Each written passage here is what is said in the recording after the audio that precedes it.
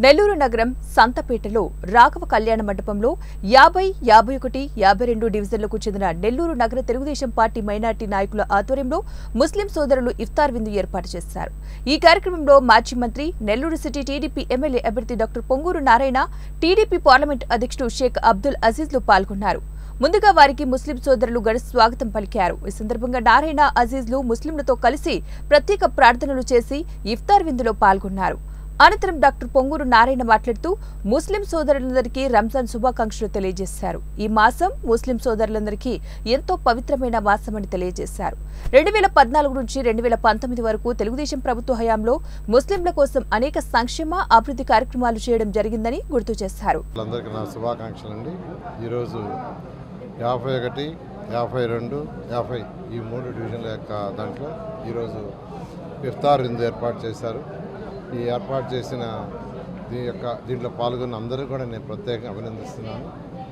ఇప్పుడే వాళ్ళ యొక్క ప్రార్థన అవన్నీ పూర్తయినవి. మీకు అందరికీ తెలుసు, నెల్లూరులో 2014 నుంచి 19 దాకా ఎలా డెవలప్ చేసింది. అందులో కూడా ప్రత్యేకంగా ముస్లిం సోదరులకు ఎన్నో కార్యక్రమాలు చేసాం. ఆ రోజు మేయర్ అజీజ్గా ఉంటాం.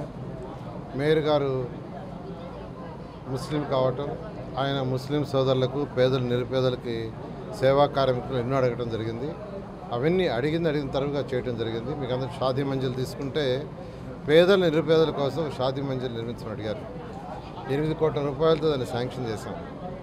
అయితే ఈరోజు అక్కడికి పోతే అందరూ వచ్చి, సార్ పేదల కోసం చేసింది 60,000, 70,000 ఖర్చు అవుతుంది అక్కడ ఉన్నారు.